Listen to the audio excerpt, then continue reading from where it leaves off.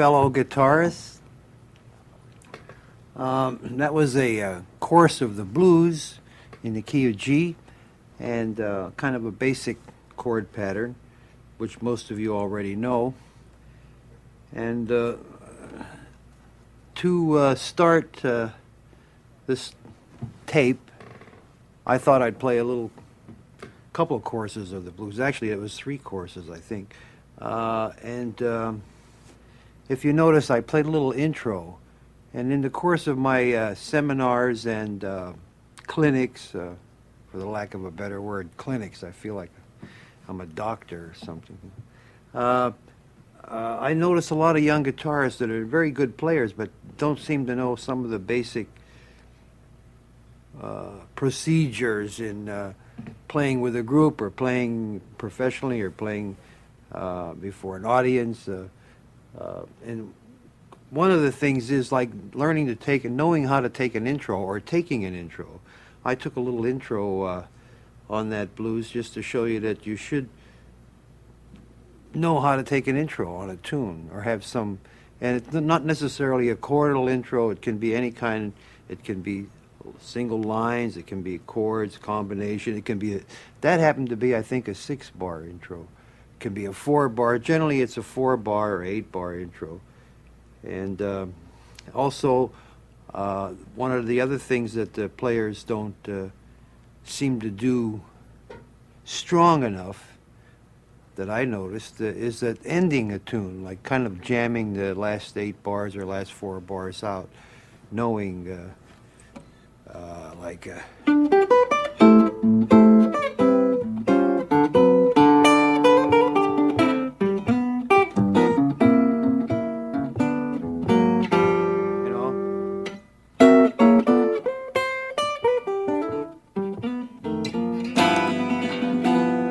kind of knowing how to end a tune.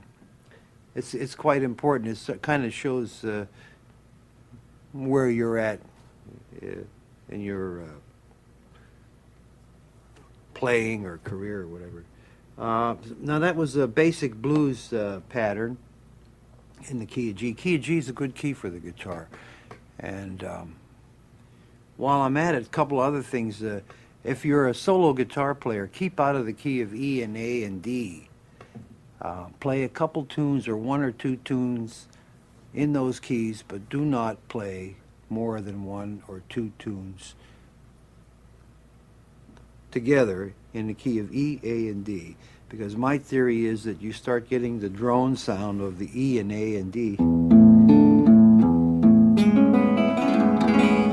and it doesn't matter what you play, how beautiful the chords are, and those chords can be very beautiful in the key of E and A and D because you have open strings, but you'll put an audience to sleep, and yourself too.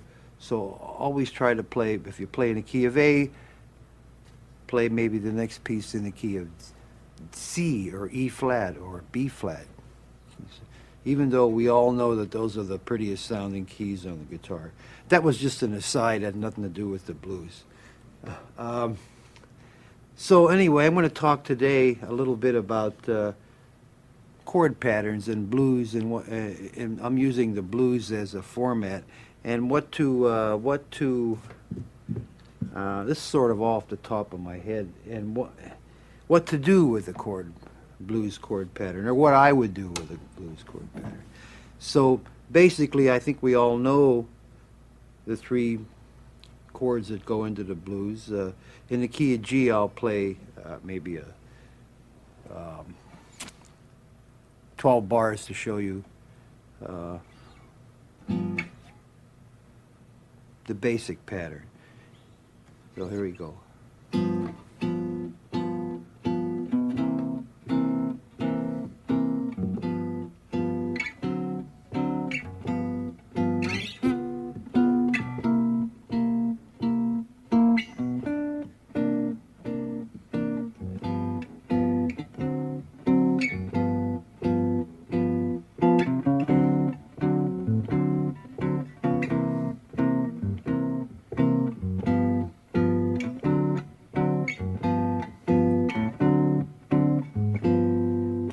Like that. Now, when I have a 1 chord, you can always use the 5 chord. So you can always interchange the 1 chord with the 5 chord, and that gives you some motion. But so basically you have G, C7th, which is a change that you necessarily don't have to use, but I do, and most of the, let's say, big city blues players have this kind of a pattern. The C7, lots of times you go,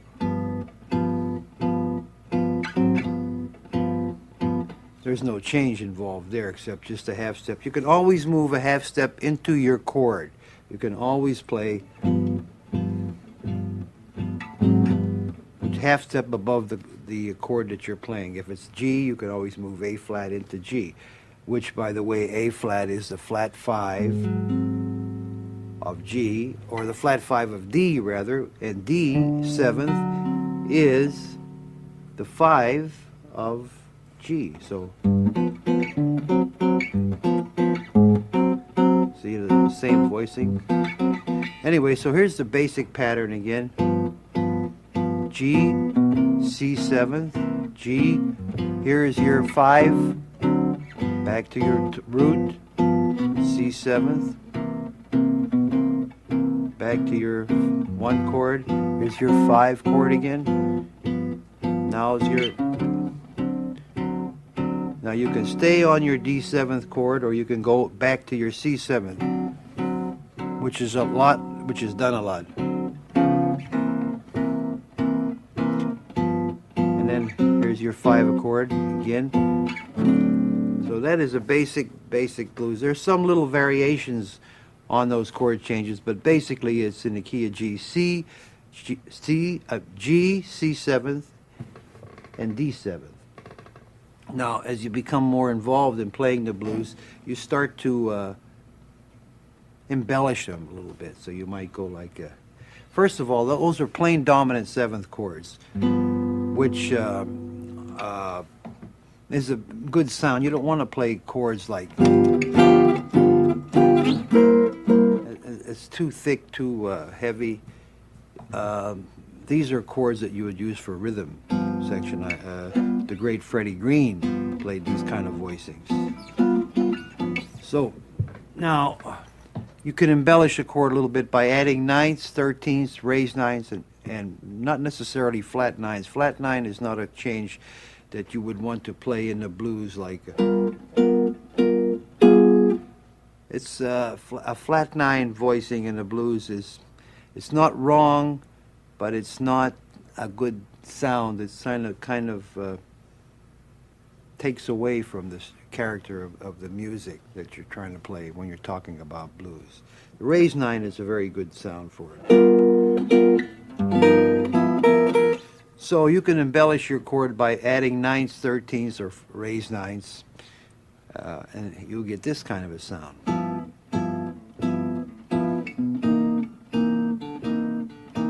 G7, D7, G7, C7, G9, this is a C7 raised 9, G7, D7 raised 9,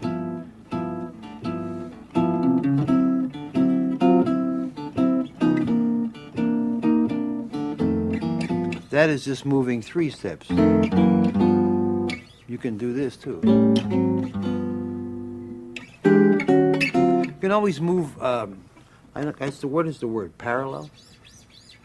The up and down. You can always move 3 or 4 frets up and back and forth from the chord to the chord that you're going to. If it's a D9, you can always do.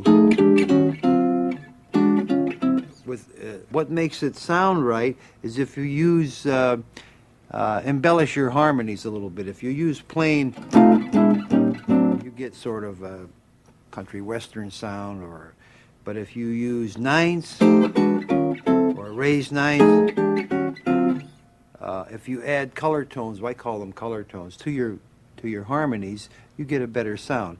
And it's generally a very good idea to follow suit.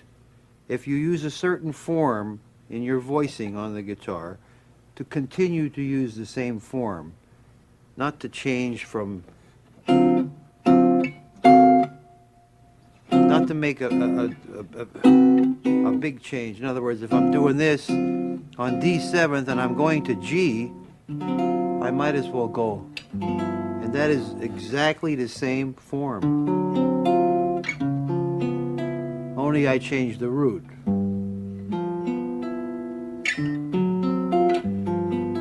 It's like voice leading, and it's like writing for, arranging for saxophones and things like that. It's a good idea to follow suit, to keep the same form, and just move it back and forth. You have better harmonies. Now I'll play 12 bars with some added tones to my chords. In this case, 13ths, 9ths, raised 9ths.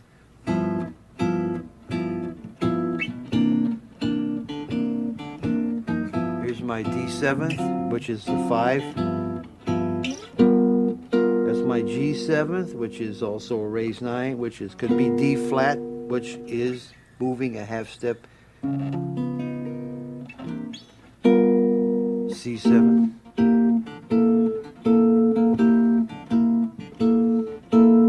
Raised 9th. G7th. D7th, raised 9th. C7th, C9th it is.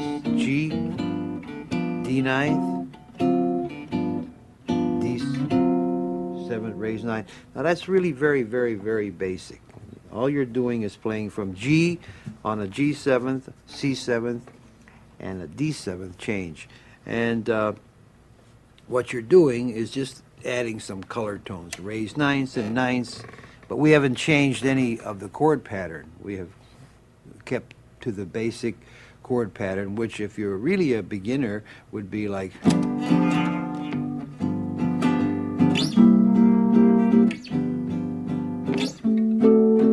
what you're playing. So now we have to take that to a higher plateau.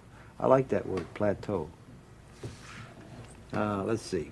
So now, we already did that. We added some color tones, I call them, added 9ths and 13ths. So now I'm going to change the pattern a little bit. Same pattern, G, and then before I go to the C9th, I will play D flat 9th, which you can always play a half step into the chord, which is also the flat 9 of G.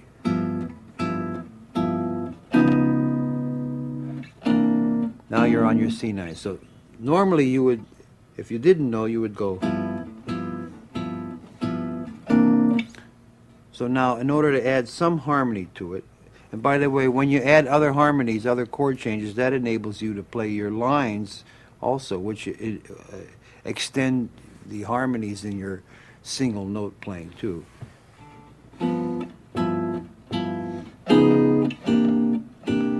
Now I'm going back to G. So what I will do here is play F sharp, F sharp 7th, because F sharp 7th is a half tone above G. We have this.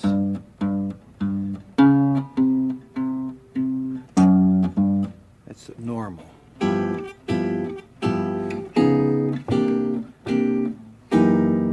Now this F sharp 7th is F sharp 7th with a 6th or a 13th in it and a flat 9, but it works there because it's the root of G. It's G root.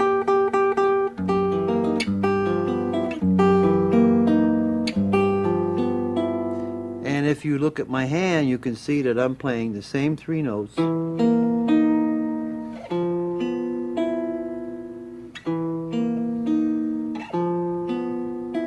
So I have a root here, G.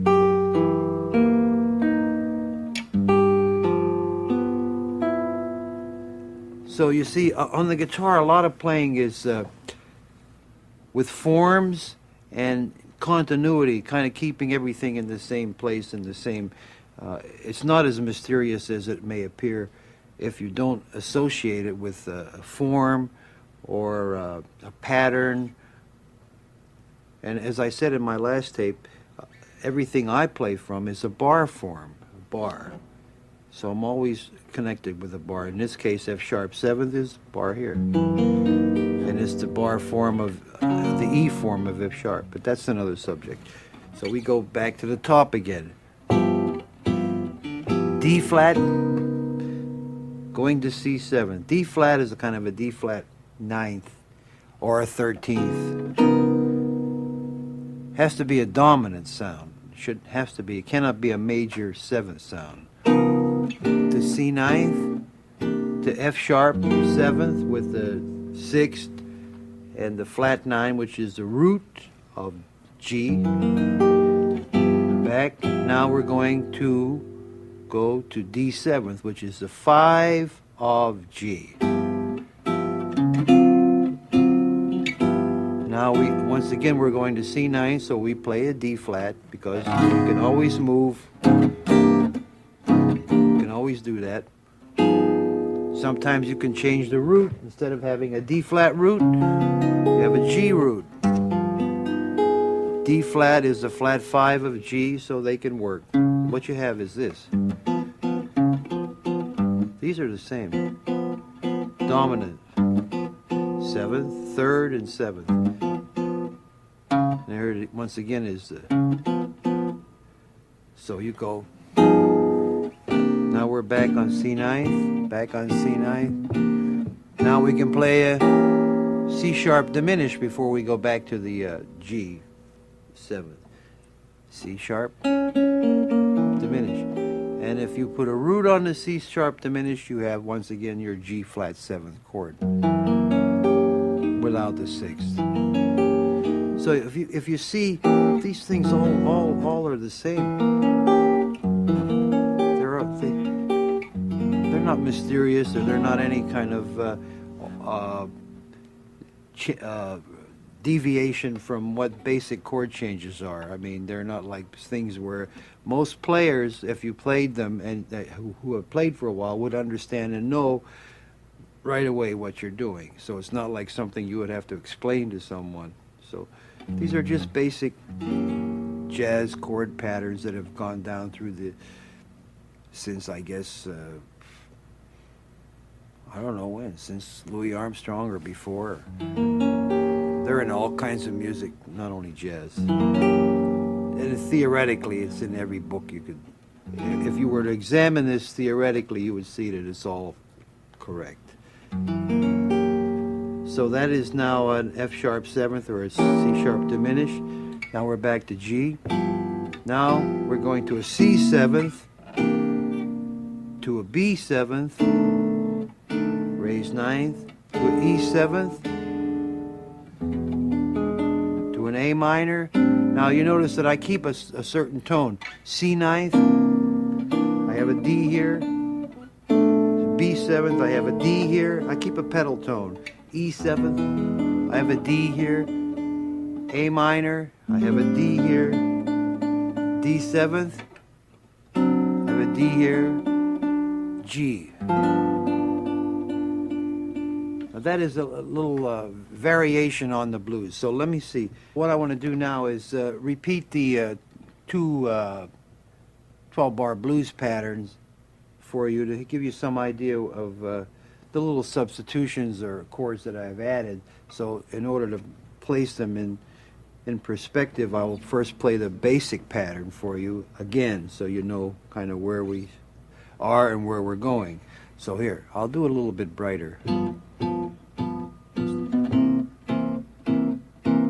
Here's your 5 chord, just to add a little color. I'm adding some more tones.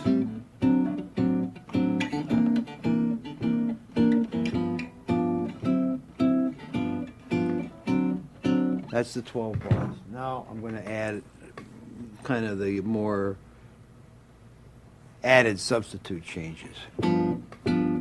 D flat, G flat, D7th, raise 9th, D minor, 7th, G7th, C 9th, half step higher, to a D flat. Diminish, which is also G flat, G seventh, C seventh, B seventh, E seventh, A minor seventh, D seventh, E flat seventh, D seventh, that's one beat, G seventh, D seventh. So that is your basic pattern. Now I will repeat that pattern again and just play some other changes, but basically the same chord, but just some other voicings, to say. It's now this voicing, instead of playing a G, I'm playing a G 13th. D flat 7 flat 5 instead of C ninth, G 7th, D 7th, raise 9, raise 5. Now I'm going to add the, when you have, I know many of you know about the 2-5, the 5 chord that is like D minor to G 7th. So I do that.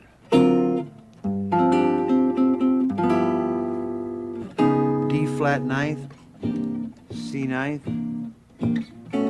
You can move, I told you, 3 steps. Diminish, G 7th, C 9th. This is now B 7, raise 9, raise 5th. This is E 7th, raise 9. Now you can do it here too.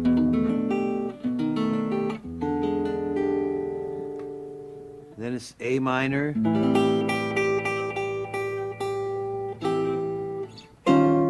E flat 9th, D 9th.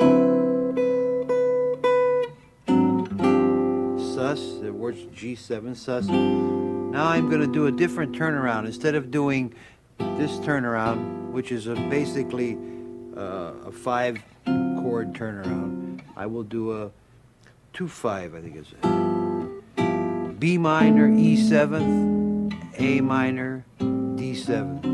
And then now you're back at the top. So it's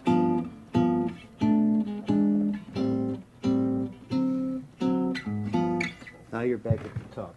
Now, let's see. How can I go to explain? Well, one thing you must do when you play chords, whether it's the blues or whatever the tune is, as I said before, you must keep some continuity in your voicing. You don't play changes that are not connected in some way, either with a pedal tone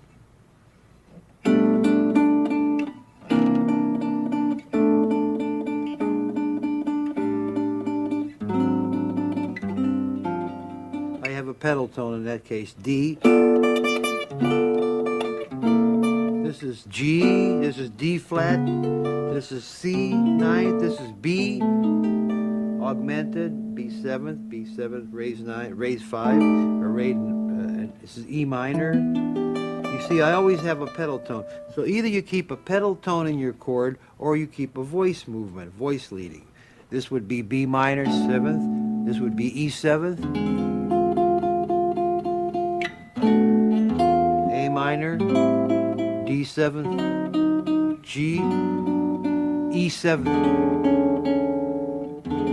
E 7th, A 7th, D 7th, here, G, E 7th, A 7th, D 7th. So I have a voice leading, I have a voice movement, I have a melodic line moving on my chords, and you have to have that, because when you're playing changes, which is a little bit, I'm diverting a little bit from the subject of the blues, but when you're playing chord changes for another soloist, or whether it's a horn player or a piano player or another guitar player, you're not just playing chord changes for this soloist. So you don't think in terms of, well, I have the chords are A, G, F, B, so I just play these chords and wait for my turn to play, which is a lot of guys do. You are actually supposed to be enhancing his playing feeding him chords, and you're actually supposed to be creating kind of a little melodic chordal movement yourself. I mean, it's not just I'll play these chords and wait until it's my solo. That playing those chord changes is just as rewarding if you're listening to what you play as it is playing a solo with 1,000,000 notes or 3 notes or whatever. Playing the changes, so repeat that, playing the changes is as rewarding if you're listening to what you're doing and moving voices around and trying to make good harmonies just as much as playing a solo, I find, for me. So now in the blues, I'll do the chord pattern that I give, the second one, which is a little bit more sophisticated than the basic ones. It was kind of bebop blues. And I'll play a couple of courses with chord changes, voice leading, and pedal tones. So we start with G.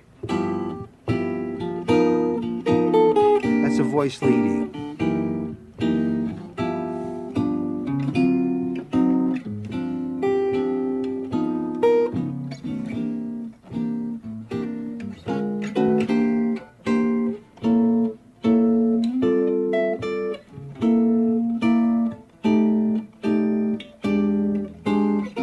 This is voice.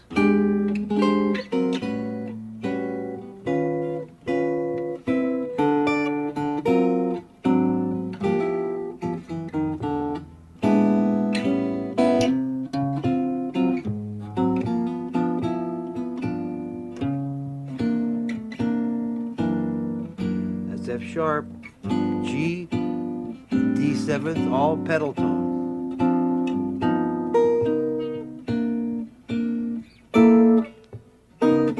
That's voice.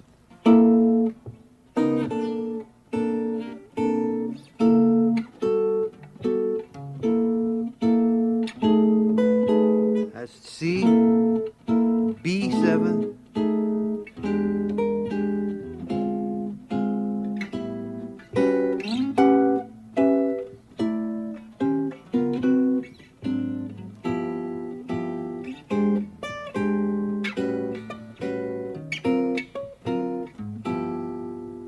That's a little bit of voice leading, a little bit of pedal tone, and if you notice, I'm using a lot of the same forms. I call them grips, a lot of the same grips. I'm not playing anything that's like really strange kind of chord changes. They're all bar forms and all basically chords that all guitar players learn and know. See, this is everybody. Even if you play with a pick, you can play this chord. So that's one another basic blues pattern. The substitutions are flat 5, D flat going into C, and the substitutions on the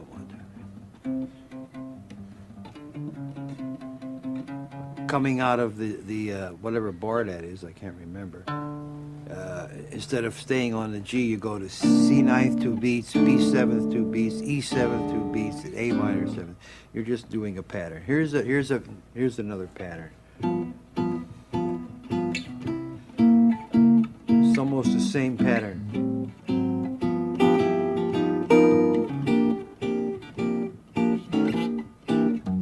Here's substitution.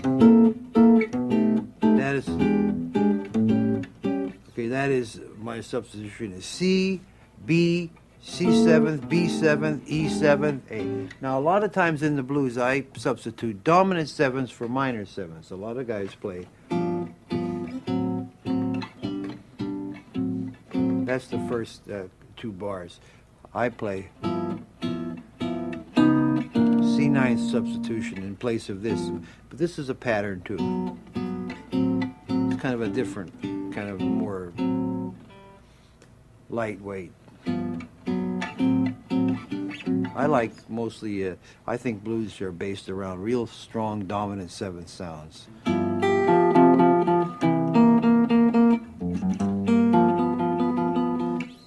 Now, so let me give you some examples of the same thing. That's the D flat.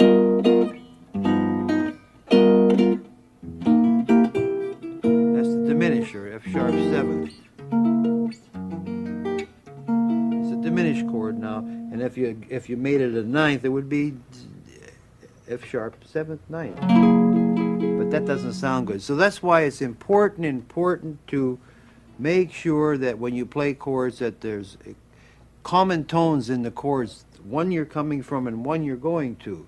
Either you're making a moving voice or you have a pedal tone, which is, so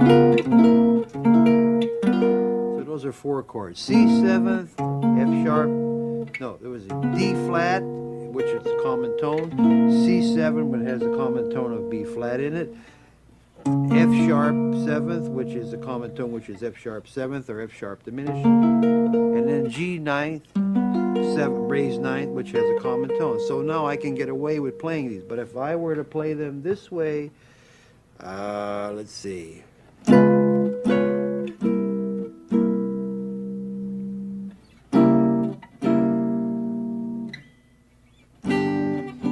Those are the same chords, but they won't hang together, they won't sound right, they'll sound weird. So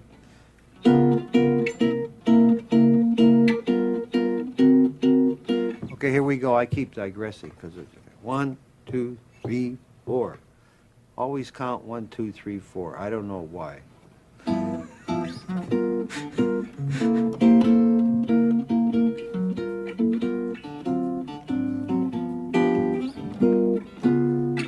That's C7,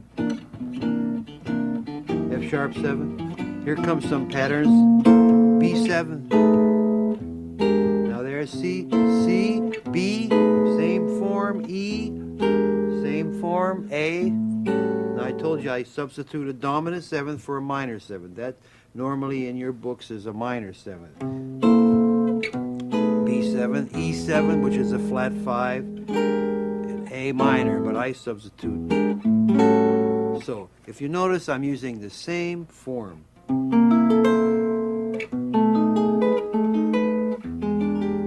I just changed the root.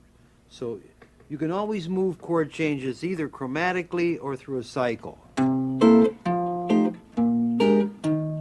That's a 2-5. All dominants. Those are all dominants. Or you can move them chromatic. Now the key to that's a very simple concept. You can move chromatically or 2-5, and we all know that in books it's written. But the key to making it sound like you're doing something and it sounds good, and it is the voicing, the chord voicings that you use is the key. If I repeat, if you have a common tones in the chord or a moving line,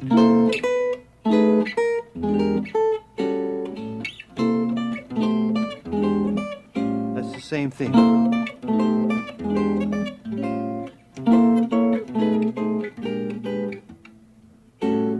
That's the same thing.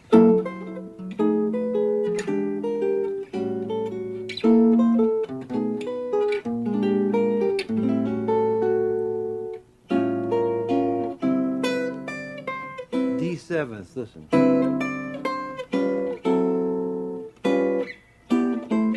That's just adding, everything I play is from a bar. This bar here would be here. It's this bar, the G form of, it's the G form. Anyway, that's getting off. So, let me see now, where was, okay, another kind of a blues pattern is one that is, goes like this. 2 5s.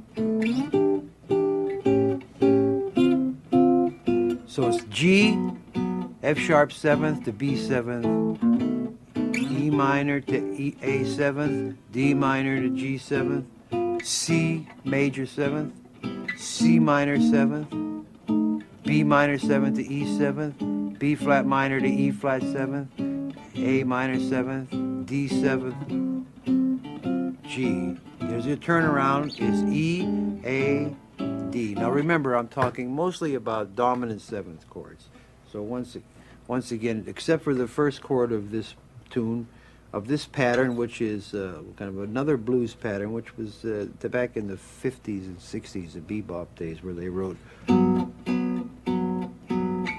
sharp 7, E minor, A7, 2/5, C major 7th. Then they went to C minor, F7, B flat minor, E flat 7, A flat major 7th. Did I do that?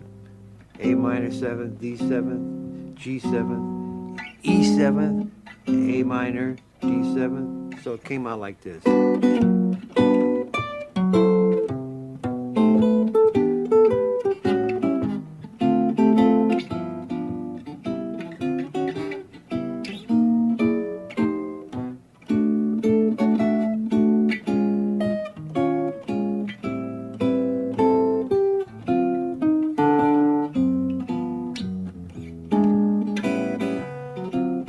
I think I did two different ones. I did this, F sharp to B7, E minor to A7, D minor to G7, C major, C minor 7 to F7, B minor to E7, B flat minor to E flat 7, A minor to D7, A minor to D7 to G to G. That's the first one I did. Then I did something a little different. Which you can take a lot of liberties with these kind of chord patterns, you know. In this, for instance, G, F sharp minor, B7, E minor, A7, D minor, G7, C. Now here you can change C minor, F7. Now instead of going to B minor, which is a 2/5 pattern, you can go C minor, F7 to B flat major. You stay there for a bar. And then you go to B flat minor to E flat 9th for a bar. Then you go to A flat major 7th for a bar. And then you're back on A minor 7th, which is where you would be if you played the simple blues, if you played the second set of changes that I told you about, or if you played this third set of changes, which I told you about, you would be, or this fourth set.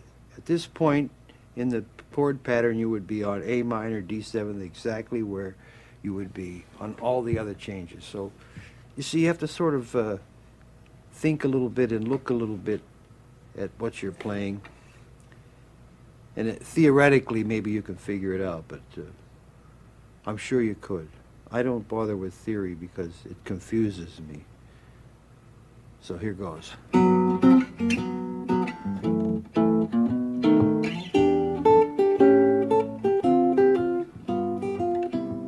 This is the first set.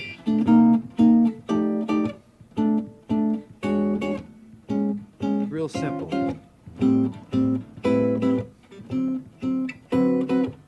Turn around. Second set.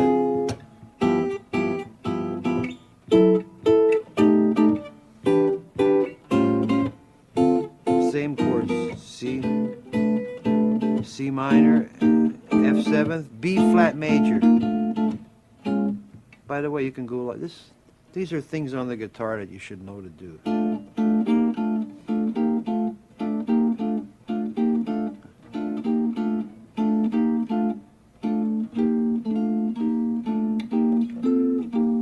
Easy things.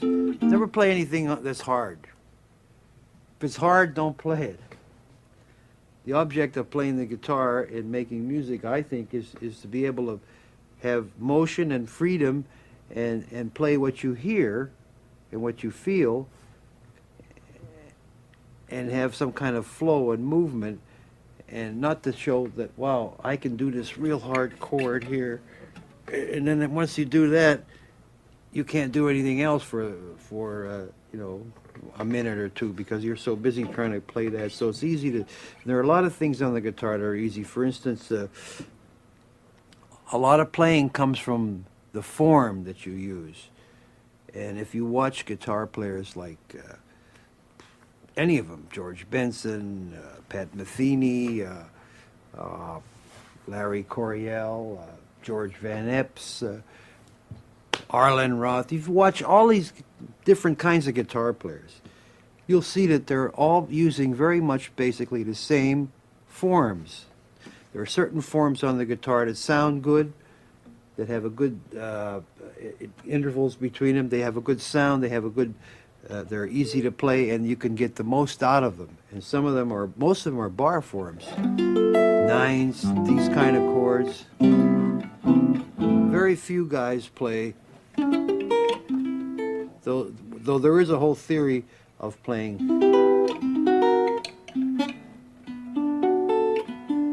the kind of voicing that is like saxophone voicing, but most of the players use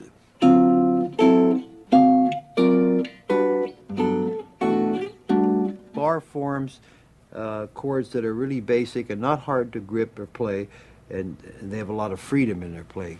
So a lot of lines come out of those forms. For instance, if I have this chord, this is a real basic ninth chord, and I know that it can be called E7, I know it can be called G7, I know it can be called something else, I forgot, there's 4 names to it, and I know if you change the root, it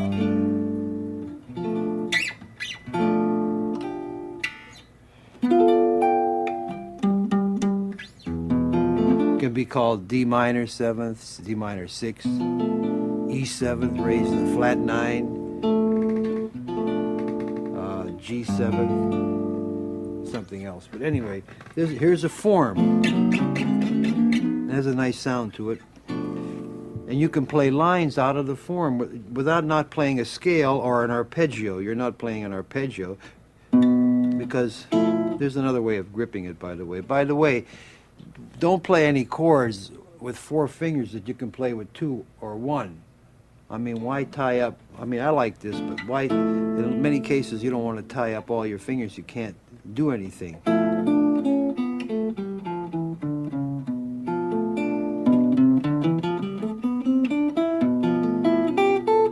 Everything is under your finger.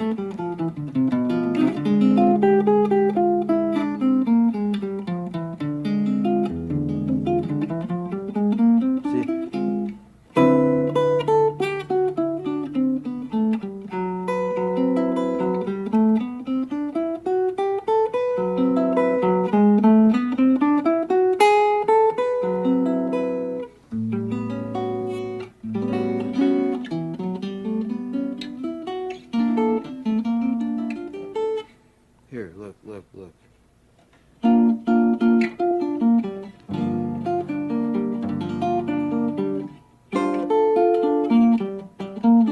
This happens to be an arpeggio, but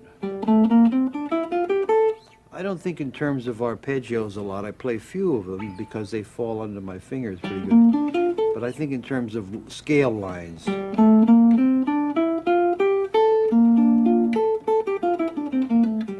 So here.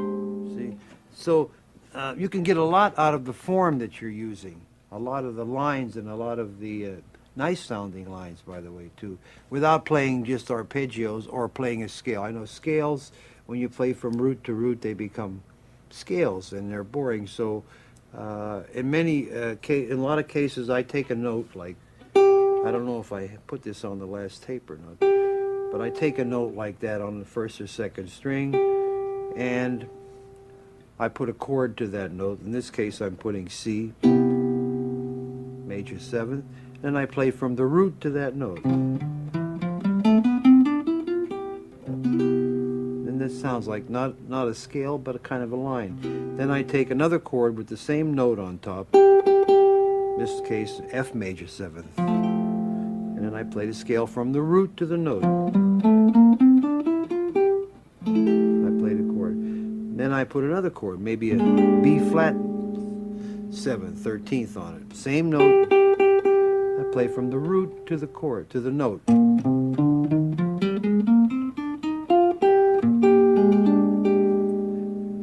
I'm getting now kind of lines instead of scales. If I play a raised ninth, E7, from the root,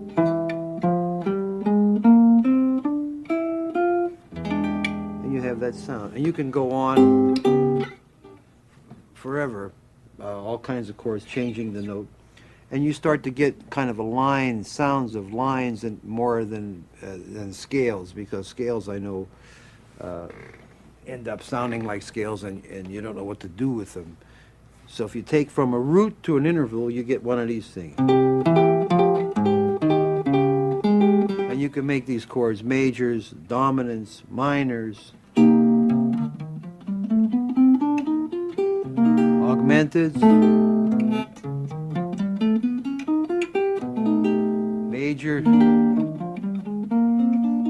Now you'll notice I start always on the root and I end always on the note that I picked, the same tone. That's a little digressing. Some of the things that I try to do in seminars to try to open up, you should open up your ears a little bit. So let me see, we get back to the blues again, blues in G, and I will play now little variations on blues in G. I'll try to slow them up a little bit.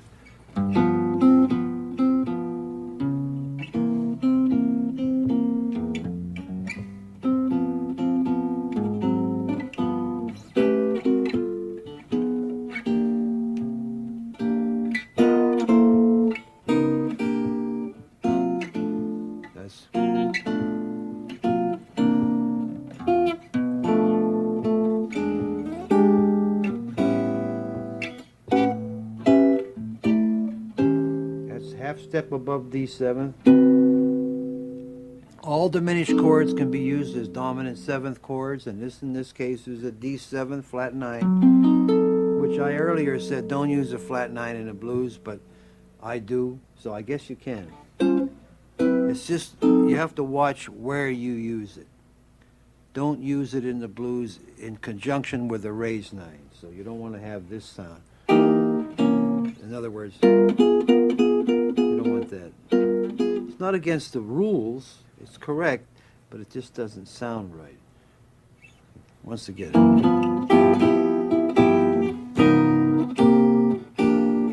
Diminished works.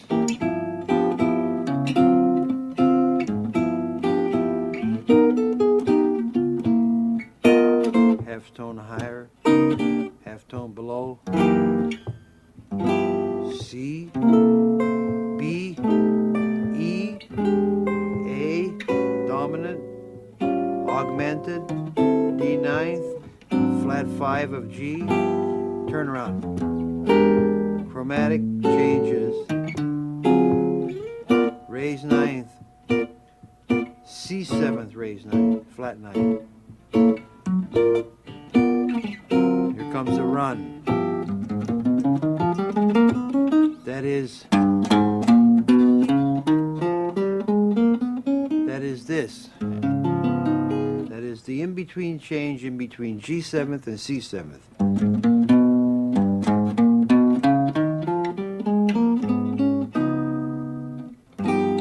Here it is on the top string.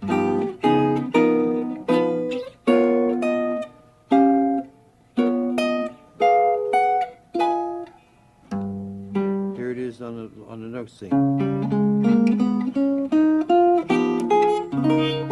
That's in between G7th and C, going to C. Here we are and back. Diminished.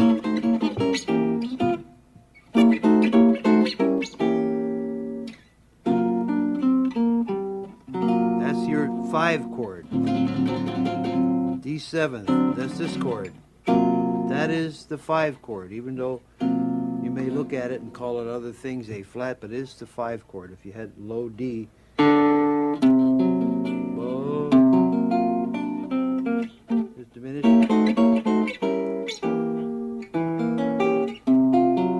That's this chord.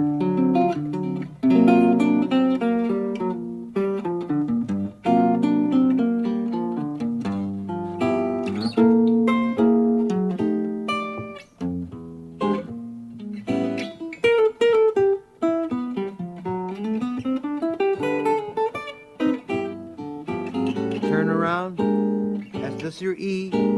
Only now I'm playing a B flat root, but it's your E seventh turnaround with a B flat root. Here is the E, A seventh, D seventh, which is an A flat, flat 5 of D.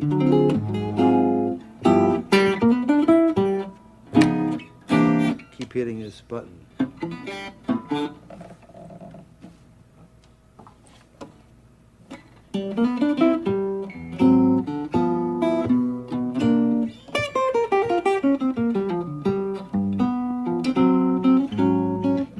That is this business. Everybody has that in the book. But I play it this way. G, A minor. Now instead of going to B flat minor, to B minor, or a lot of you players go like this. Diminish.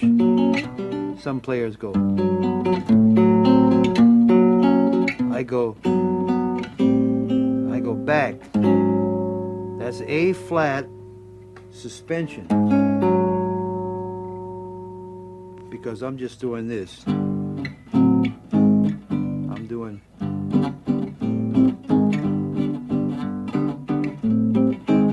So, but I'm voicing it. That's the A minor.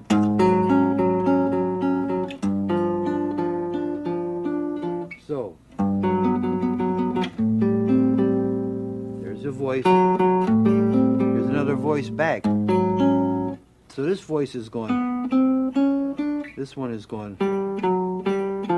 So it's.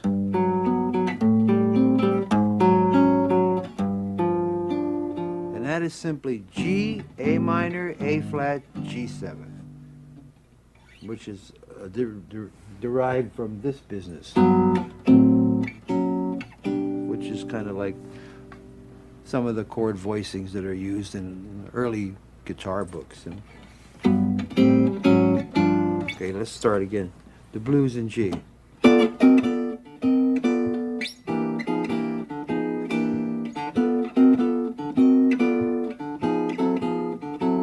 What's that? It's nothing. It's just G7 moving up to A flat. C7 moving up to D flat. Back to G7. Then D flat moving up to D. And why? Because the next change is C7. So.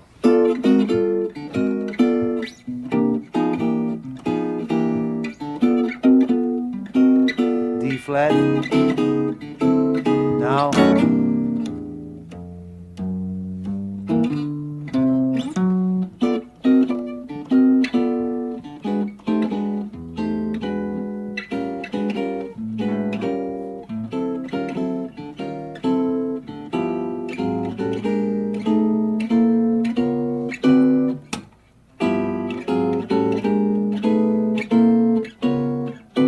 Back at the beginning.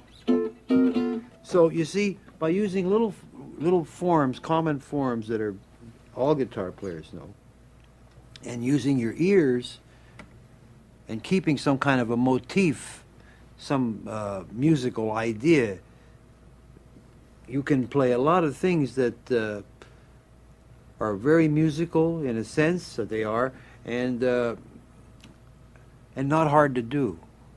And the choice of making voicings and lines and that is infinite. That can go on forever. The better your ears are, the more you begin to hear the little things you can do. You don't have to do anything that's really difficult or really complicated. So I will play a little piece for you on the blues and then get my playing.